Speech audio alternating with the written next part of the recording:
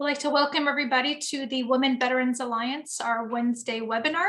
I am Melissa Washington. I'm a Navy veteran and the CEO and founder of Women Veterans Alliance. And if you're not interested, if you're not aware or have some more interest in our organization, our focus is primarily to connect women veterans with each other and resources, and we do that through our online and in-person networking and events. And this is one of the ways that we connect women veterans is with our Wednesday webinar series. If you've heard or haven't heard, we have Women Veterans Magazine. We launched our California edition. Coming very quickly is our Texas edition. Actually, the Texas edition is with the editor right now. So if that is something of interest to you, you can subscribe to receive Texas edition, as well as we're working on Florida, DMV. We're going to be officially announcing the Colorado one, which will come out in 2023. So we will be looking for articles, advertisers, and content for Colorado. And we also too have an opening for, if you're interested or know anyone that might be interested in helping us get more advertisers in our publication so we can continue to get this in all states, feel free to reach out to me. If you're not connected with us on social media, we're on the social media platforms, Facebook, Twitter, LinkedIn, Pinterest, YouTube, Instagram. On Facebook, we do have a private Facebook group only for women veterans. Of course, we also have a Facebook page as well. We are continuing our membership promo. If you are not a paid member of Women Veterans Alliance, we do have a promo. You can email me and I can give you further information, but there are a lot of fantastic benefits of being a paid member of Women Veterans Alliance. Also, too, if you haven't heard about the Library of Congress, there currently is it's a veteran history project, and the goal is to get more women veterans stories into the Library of Congress. The goal is by the end of June is to have at least 1,000 interviews done. If you haven't done this or you haven't heard about this, definitely check out the website Uniting Us for more information. But what it is they're going to ask you for detailed information, photos, and someone will actually interview you. So again, it's so important for us as women veterans to make sure that our legacy continues and our story is told. And what a great way to do that is to have our information in the Library of Congress. Also, too, if any of you, those that are in the DC, Maryland, Virginia area, on June 28th through June 30th, there is an event taking place at the Library of Congress, which includes these paintings will be entered into the Library of Congress. Plus, there's going to be topics about PTSD and MST. So if you are coming, let me know because I will be there at these events. Our upcoming events, we did have the podcast event that was scheduled, but we're rescheduling that. So be on the lookout if that is something of interest to you. If you are looking to get more information on how to start a podcast, definitely look out for this email that'll be coming out as soon as we get that date rescheduled. Our next and our final Wednesday webinar series is July 6th, and you can find more information about that on our website. And that's our final Wednesday webinar series. But don't be worried, we have plenty of other webinars that we're going to be scheduled throughout the rest of the year. If also to another fantastic event that we have coming up in September is September 9th and 10th. It's our Women Veterans Engage event.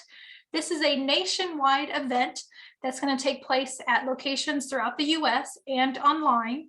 If this is something of interest to you, where you might be interested in being a host location, feel free to reach out to me, and I'd love to connect with you further about that. But this is going to be a great opportunity for women veterans, active duty Guard and Reserve, to be able to connect with each other on a national basis there that weekend in September.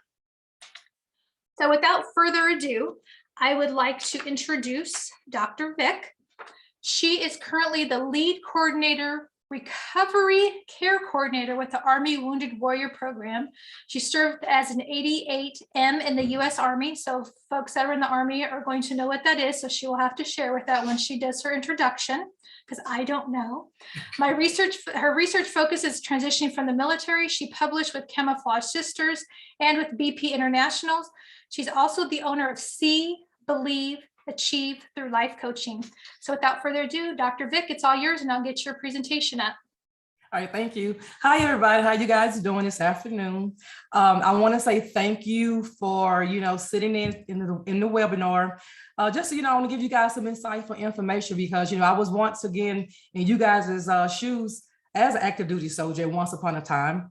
Again, when she said 8 a.m., everybody, 8 a.m. Mike, I was a truck driver in the military. I did that for about 4 years. And after I transitioned out of the military, I was wondering, what am I going to do? What does my future look like? I didn't know. So as I was going through, the ranks, trying to find, what am I going to do? What's my next step? I had to find it on my own. So when I formed See, Believe, and Achieve, it was formed off of my research because for the last 17 years, I've been working with soldiers in transition and veterans along with their families. So the title of my research was Transitioning from the Military with an Unexpected Medical Retirement. And as we're getting ready to transition from the military, a lot of times we get asked this question: what does your transition look like from the military? Just what does it look like? We don't know. A lot of times we set out in the beginning to do 20 years. I want to do 20. I want to be a chief warrant officer. I want to go, green to go. Those are a lot of our plans. But however, things happen. And when things happen in our life that cause our career to come to a stop or a halt, it can be devastating. So I'm going to present the presentation now. So many soldiers and their families wonder what transition looks like for them. The uncertainty of transition can lead to fear, anxiety, and stress. My current study focused on veterans and their spouses. How did they make meaning of their experiences while transitioning to civilian life with an unexpected medical retirement? Because again, when we come into the military, we want to do 20. That's our goal. We want to be able to succeed and get to 20. But however, unexpected events happen in our life. So all soldiers and their families experience transition differently. For example, men and women in the military roles, it's highly structured with regulation and policies governing almost all aspects of their lives. Next slide, please. Now, military families follows their soldiers wherever the military decides to PCS them, and upon retirement or separation, that decision now relies on their service member and his family for the first time making a decision in their lives. I don't care if you serve 1 year, 2 year, 3 year, 16, 17, 20, the military has governed our lives. The military has been a big part of our lives, telling us when we're gonna go somewhere, when we're getting up in the morning, what time, what our outfit is going to look like, which is a military uniform. So once you transition out of the military, you no longer have that. And so therefore, retiring veterans struggle with stress, and they must decide now how to manage multiple stressors, such as family issues and mourning the loss of a job during transition. So believe it or not, you guys, when transitioning from the military, you're going to mourn that role. You're going to mourn losing your friends. You're going to mourn losing, your career status, that you are going to mourn that. And that can be a very stressful part of your transition. Next slide, please. Now, when it comes to veterans in the military, they are faced with various injuries injuries, mental disorders. Some of these here veterans struggle to achieve education and employment goals as they transition from the military. Now, as you can see, I talked about effective transitioning requirements, but however, you see I have understanding co-ed and co-ar highlighted because a lot of people, when they transition out of the military, my soldiers, they don't think about co-ed, co-ar. You're probably saying, what is co-ed, co-ar? Continuation on active duty, continuation on active reserve or guard, because I have had too many soldiers come into my office with 19 years in, 18 years in. And guess what? They have already signed their medical board findings. So they signed them and now they're on leave. And now when I talk to them and I say, hey, you know about co-ed, co-ar, you could have been receiving 2 checks as opposed to just your VA. And they're so devastated. Their hearts are broken because no one told them this information. And when I explained to the guys, when you're going through the process, you have to listen. If you don't understand something that someone is telling you, you really have to listen, because at the end of the day, this is your transition. This is my transition. So no one is going to have our best interest but us. So we have to make sure we advocate for that. And also, again, IDES they have not effectively dealt with these veteran needs. Again, going back to co-ed, co-art, when you sit down with your PEBLO in the IDES process, it's in there, but they go through it so fast. They talk to you about it, but by the time you sign everything, they don't have to go back and reiterate it, because guess what? You guys have already signed that information. Next slide, please. Now, it is common for veterans to experience difficulties such as brain injuries, depression, PTSD, and paralysis. This right here makes it more difficult for them to transition from military to civilian life. While transitioning from active duty to veteran statuses, some encounter barriers that make it difficult for them to reach their education and employment goals. For effective transitioning, the key areas of concern include financial preparedness for transition, service member employment, post-military healthcare, and also understanding VA benefits. Next slide, please. Now, despite the incorporation of IDES disability evaluation system, which is called, again, integrated disability evaluation system, the problem with transition still persists. We're not going to get around it.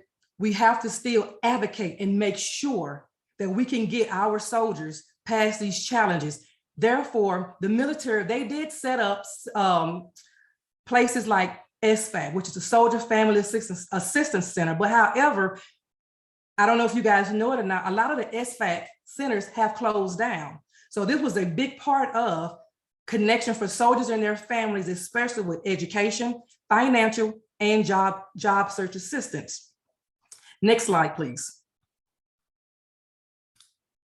Now, according to Prudential, which was a study done in 2012, 2/3 of veterans surveyed reported difficulty in transitioning to civilian lives. Specifically regarding the next steps after retirement, there are limited studies about veterans diagnosed with long-term disabilities and the effects to their civilian life, and more studies in this area need to help curb these challenges. It was not known how veterans and spouses describe their lived experiences of transitioning from military to civilian due to an unexpected medical retirement. There was limited studies focused on the issues that veterans face as they transition to civilian life. And what I did was I adopted a study. I adopted the phenomenological study. Sorry, you guys, I have to say it fast to get it out, because I wanted to understand their challenges, which helped them mitigate the challenges of veterans and their families. Because I've been doing this for about 17 years, and I've researched and I tried to find various information that can help my population. And guess what, you guys? There was no research that described these here couples' lived experiences, because when people transition out of the military, they say, oh, okay, you just transitioned out of the military, you should be good to go. No, you're not good to go, because there are a lot of unanswered questions that these veterans and their families need assistance with. Next slide.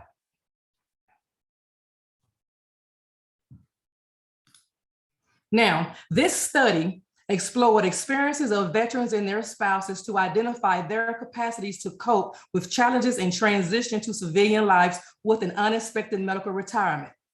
Now, the method that I chose, again, was a phenomenological study. This study helped me understand the lived experiences of these targeted populations, because I wanted to know in depth. I didn't want to do a survey, because anybody can fill out a survey. You can do a survey, A, B, C, D, they can do that. That's fine. To me, that's not personal. I wanted to be personal with my couples. I wanted to really sit down and get the essence of what they were saying. I wanted to make sure when I got all of my information that I heard my veterans. I heard what the wives were saying. Because again, every veteran experience is different on how they react to transition, thus making transition from career to various different jobs, and just making it hard to cope. And by understanding these experiences, it provided the foundation for me to understand the challenges that they face. So therefore I can help incorporate different aspects into their lives so I can make it easier for them. When I say different aspects, I'm going to talk about a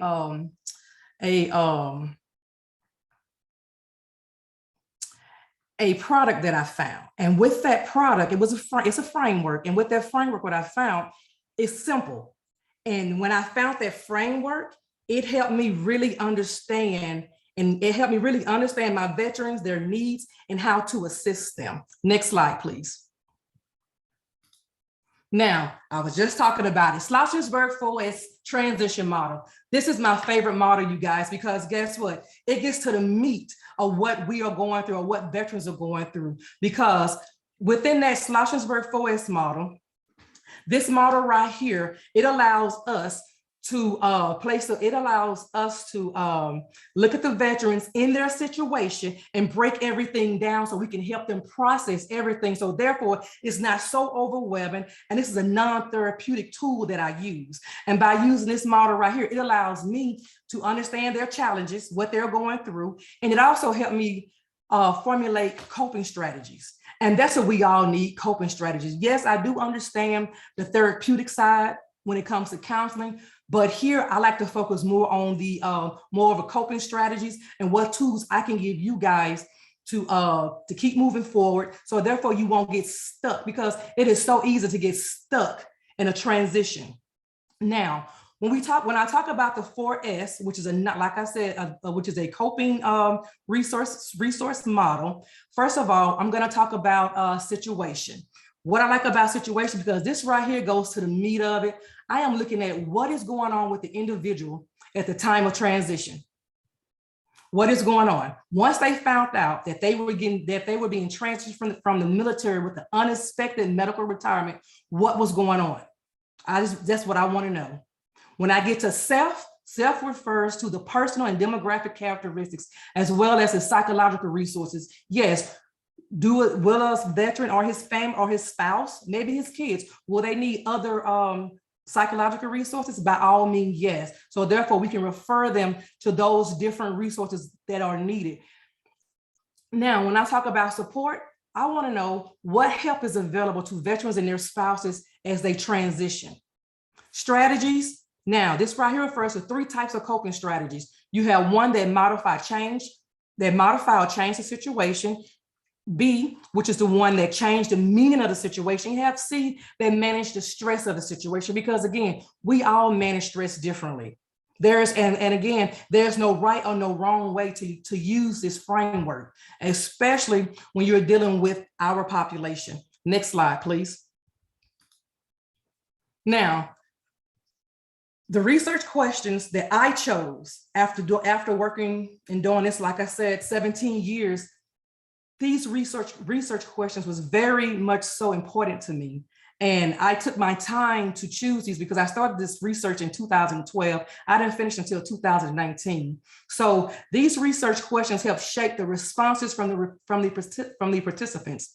Once the responses were analyzed, it provided more awareness for me, especially with the unique struggles and experiences faced by veterans and their spouses. Now, if you look and see, research question 1 asks, how do veterans and spouses describe their experiences of transitioning from the military to civilian life due to an unexpected medical retirement? Research question 2, what personal situations affect the ability of veterans and their spouses to transition effectively to civilian life related to an unanticipated medical retirement? Research question number 3, how does existing personal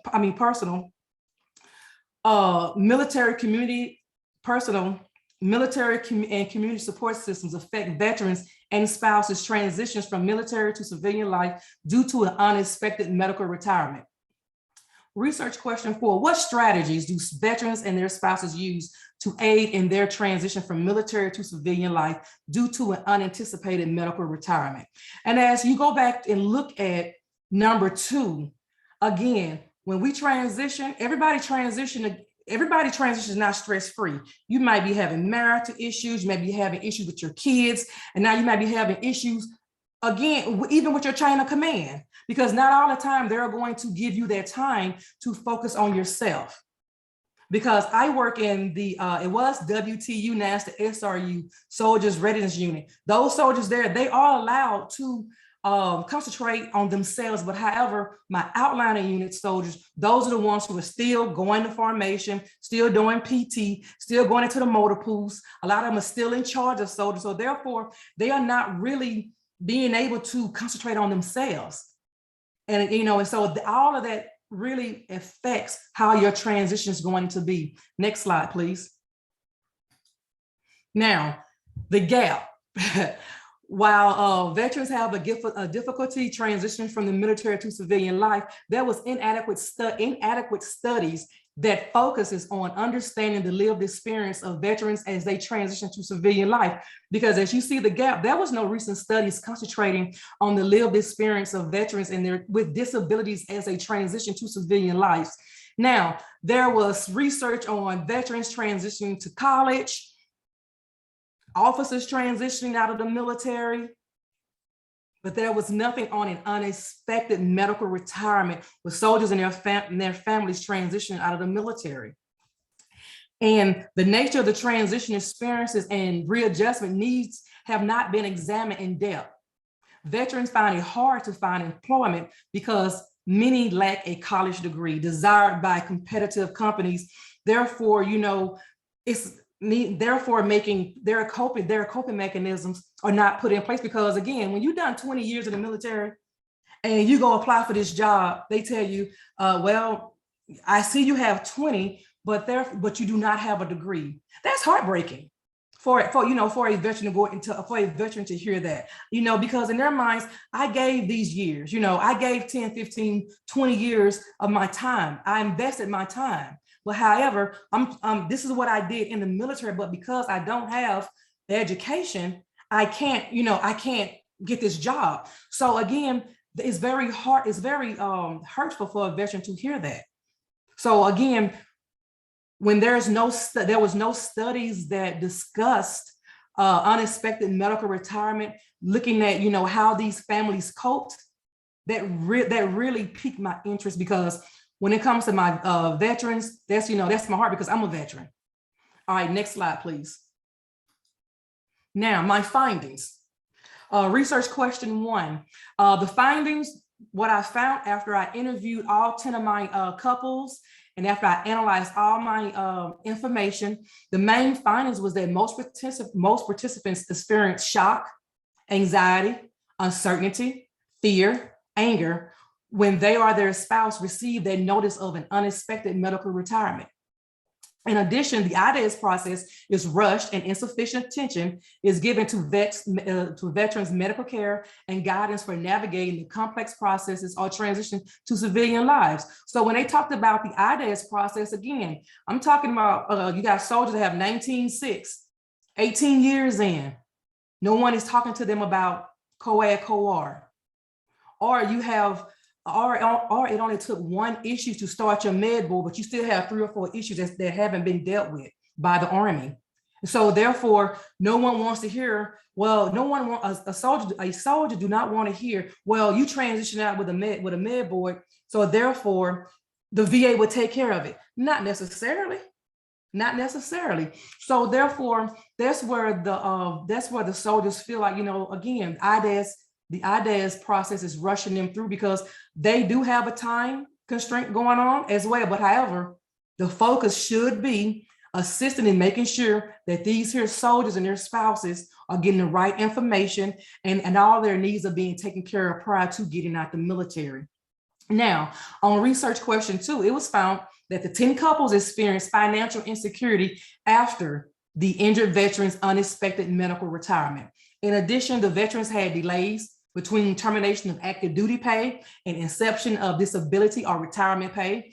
Further, it was also found that veterans experience lack of adequate support from the military, difficulty arranging complex medical appointments, difficulty managing complex records and paperwork. Because again, in the military, we don't have to take care of that. All of that stuff is, entered in the system and that's it. But when you get out the military, you have to make sure you get copies of all of your records. You have to now make sure you manage all of your appointment times. Next slide, please. Now, with research question 3, it was found that spouses supported veterans by providing emotional support, keeping track of medical appointments, and providing transportation, advocacy, and assistance with decision-making. It was also found that military supports were inadequate and that families needed more guidance to use existing support systems that was in place, such as job placement, assistance in transitioning to the VA. And what that also means is that when they say inadequate support systems from the military, again, not everybody, when they transition out of the military, have access to doing an internship.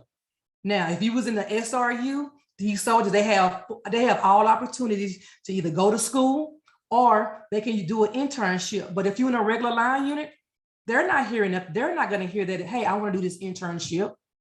But it's available. But however, if you're not in the right places, you're not going to get all this information. Lastly, research question 4, it was found that proactive use of resources and supports was an effective strategy used by veterans and their spouses during their transition.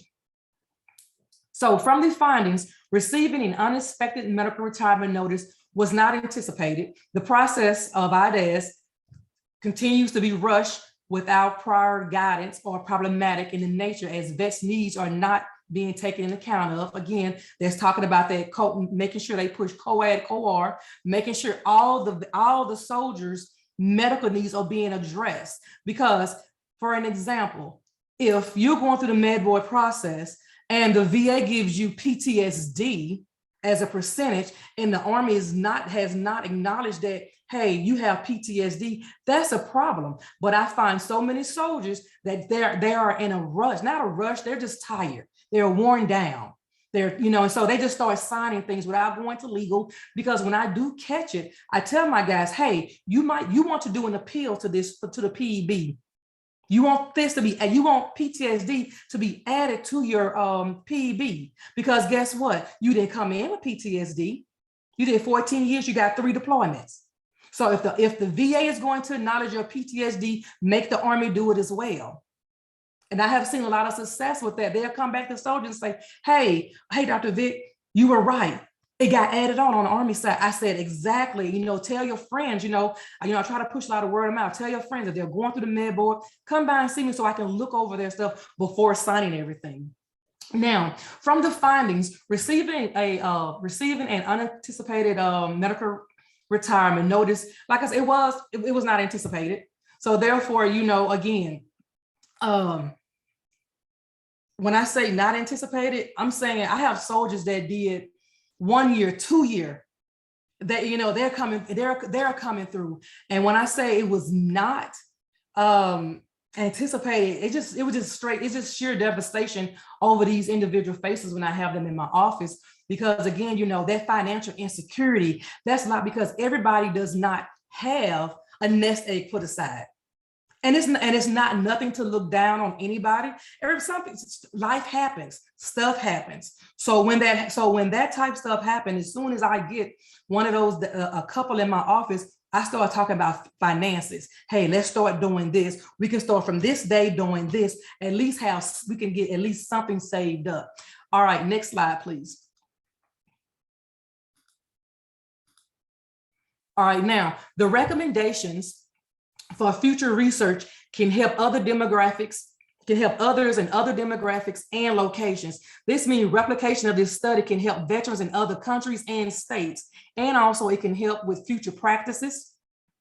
Also, there's a need for more studies to know about the experiences of veterans while transitioning in other locations. You know, when I say other locations, I have veterans that leave Fort Hood. They're going to New York. They're going to, you know, my thing is, I don't know how those guys are coping. You know, so I try to make sure I equip them with enough information, enough resources, you know, for that area, so therefore they transition can be as least seamless as possible.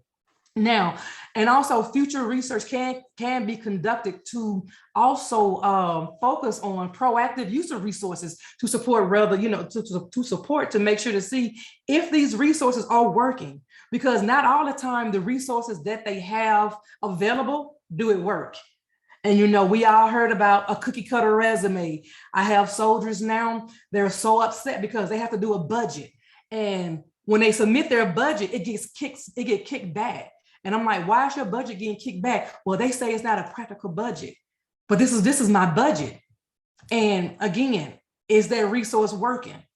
Are they really listening to that soldier? You know, who am I to say and tell this soldier his budget is not practical? Now, what I can do is I can show him, you know, maybe you might want to adjust this, but the budget that soldier submits should be accepted. And and with that budget, you should build off that budget and show that soldier, hey, if you do this or you add this, you might have more of a resource on this side.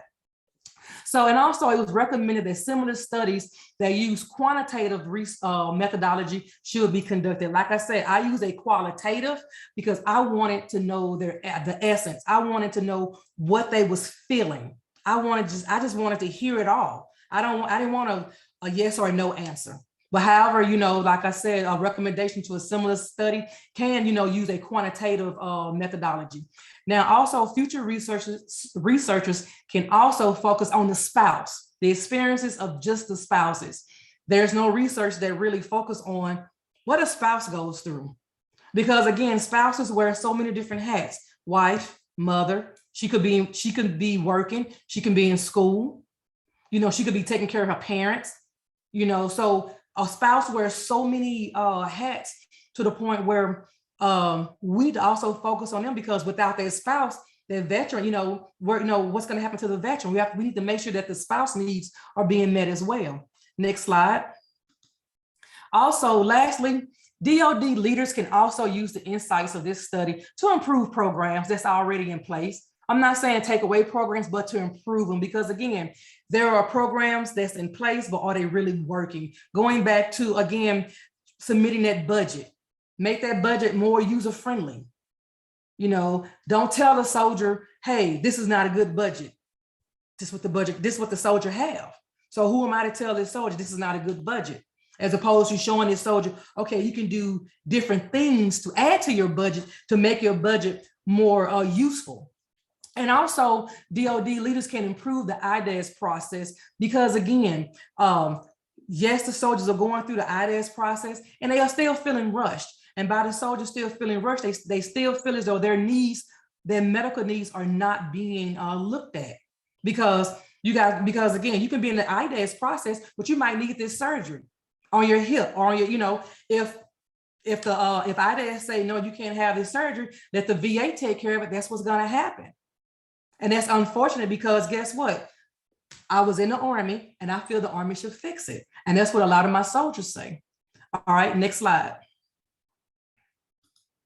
Now, this research adequately describes the experiences of veterans and perceptions of their spouses during their transition. This study will help advance scientific knowledge about how veterans and their spouses describe their lived experiences while transitioning from the military to civilian life. However, there was a need for more research to focus on the experiences of veterans while transitioning from the military to civilian life once they leave the military with the service-related injury or disability, and on the issues associated with transition and the role of family achieving a successful transition. Next slide, please. Now, from this study, it was established that veterans and their spouses mostly experience negative emotions such as shock, anxiety, and uncertainty, fear, or anger. when they or their spouse received the notice. Finance was one of the personal situations that influenced the abilities of veterans and their spouses to transition effectively. And also, military supports are inadequate for veterans and their spouses. Findings that are consistent with findings from Florney, which is 2014, because Florney also did a study and they talked about the transitions during the challenges during the transition period that were aggravated by the Department of Veterans Affairs not providing support to families consistently. Now, spouses supported veterans by providing emotional support, keeping track of medical appointments, and providing transportation, advocacy, and assistance. But however, proactive use of resource and support was effective, used by the veterans and their spouses during their transition. Now, next slide. Now, after I completed my study in 2019 and I defended, I was also led down a different path because, like I said, I love Schlossensberg 4S model, and to me, it's just a phenomenal model. You can't go wrong with that model. And so with that led me down the road to start my own business, which is See, Believe, and Achieve through life coaching, because during transition, you need coaching. As you transit, because we transition every day in our life. We are forever transitioning. And when it comes to that 4S model, self-support, situation, and strategies, I just love it because it's basic. It just helps me sit down, do the assessment, write what's going on with the veteran. Now I'm going to offer you some support and strategies. Now, I would like for you guys to listen to this small clip, and this right here is off my website, and it goes into details what I do. And also, I want to be able to continue to assist this population, because the thing is this right here: when we transition, we all need help transitioning. All right, could you hit play, please?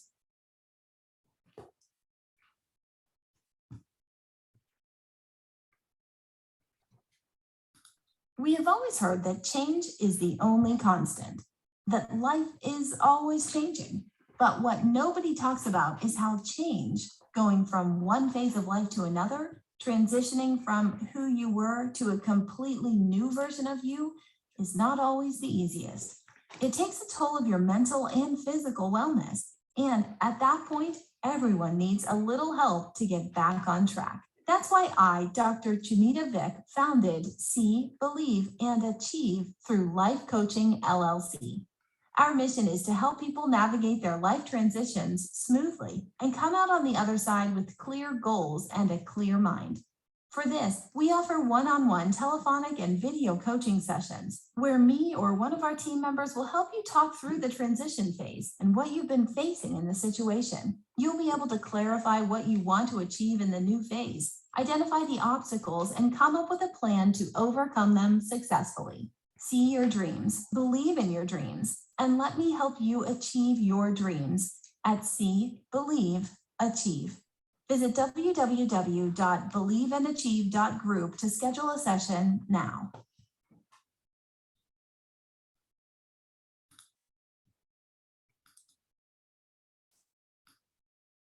All right, do you guys have any questions?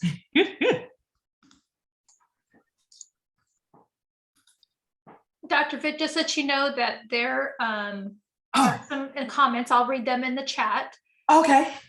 Peggy shares, I recall the challenges I faced transitioning out. I never thought about those unanticipated medical issues. Wow, that could be super overwhelming. And she put hugs. Oh. So another question is the COAG, COAR similar to PLD for Navy? That I'm not, okay, what is your PLD? PLD, so right, if you could share, if you could unmute or just put in the chat. So PLD is permanent limb due. It's the option that we have to remain on active duty after being found unfit. Our transition process has changed through our PED process. Okay. So it used to be included in our PEB process where once we accepted our unfit findings, we could mark off on our acceptance whether or not we were going to submit a POD request, and that would go to Navy Personnel Command to be reviewed by the SMO and Yes. then determined whether or not the admiral would sign off on it. So now they've removed that from our acceptance letter, and we have to send that after we get the commentary and the findings back and do it separately. But is that similar to what you were saying, the COAG and the COR It are? is. Yes, it is. Okay. It is. That's the same thing, because again, our processes has changed as well, because we now have 6 days. So once the soldier receives his or her findings and they say, hey, you know, I want to continue on active duty, continue on reserve or National Guard, then we submit a packet separately. So what happened is, once we get the battalion, the colonel, everybody signs off on everything, that packet goes back to the Pueblo, and the Pueblo sends our packages to HRC, Human Resource Command, and they're the ones that make that decision if that soldier's going to stay or not. Because really, even though I talked about, 18, 19 years, if you're in a shortage MOS, that also plays a big role of them saying yes as well to you being retained. Because I also had a guy, he was in a shortage MOS, and he was able to stay. So they do get approved.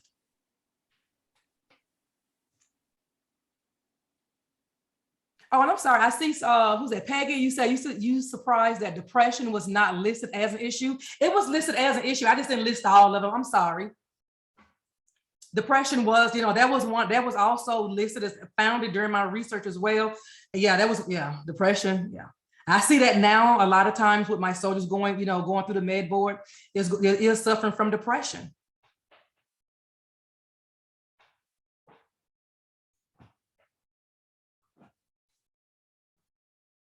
I guess.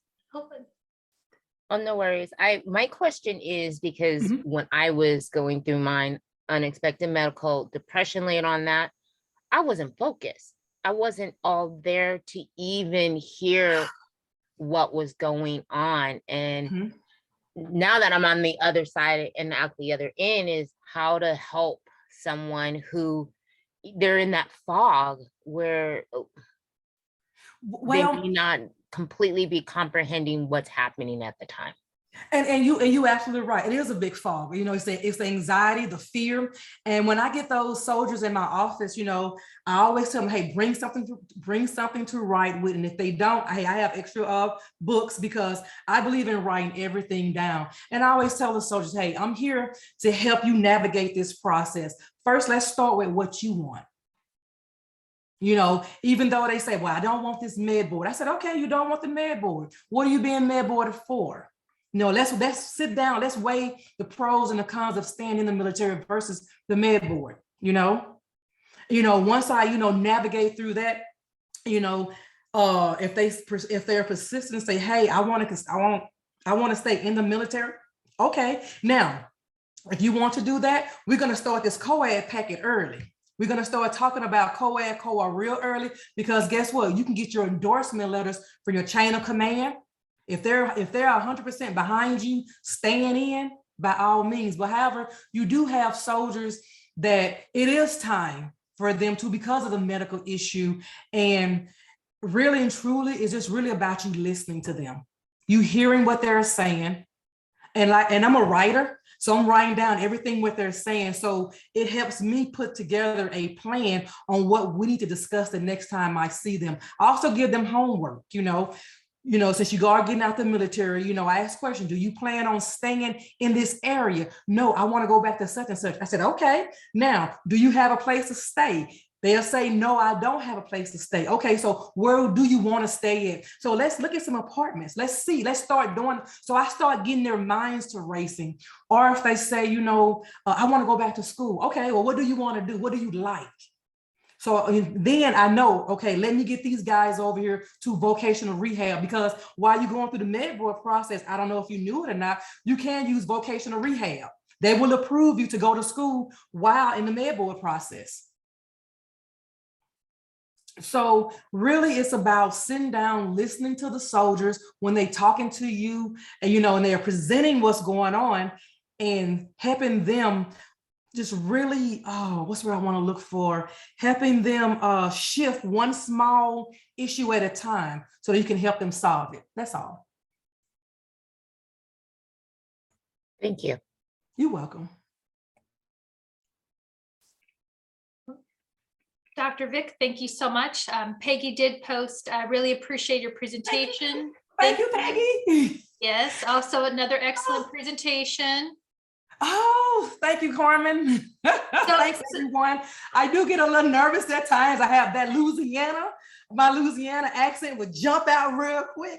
I have to say, dial it back, Shanita. That Louisiana is trying to come out real quick. Can you share your contact information in case anybody wanted to connect with you? Can you? Yes. I do have it on the slide, but I will give you my email address. Are you guys ready? Matter of fact, I'm gonna type it in so you can get it.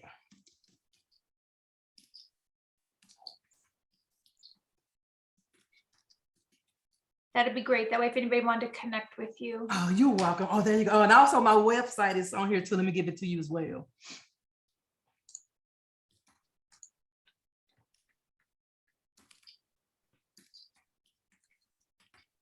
And I put up the slide too. Oh, thanks. There.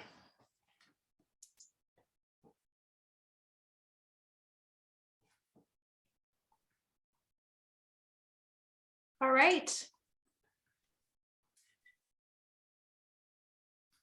Let me see. I have to make this big. Okay. Gotcha. Yep, and I'll make sure too your contacts and information is in when we send out the presentation. Oh, thank you as well. So yep, we'll have all your contact info too. Okay, let me see. Component, taking notes. Thank you. Oh, you guys are so sweet. Thank you for again taking the time to really come together and listen to my presentation because we have to keep pushing this. We really do because again, you have so many services out there that are overlapping and a lot of them are not really, they're not really giving our veterans great information. They're not really taking the time to make sure that, veterans and their families are doing okay. Again, great presentation and thank you for everything you're doing for our transitioning veterans. All right, thank you guys. Okay, thank you everybody. Okay, bye-bye. Bye.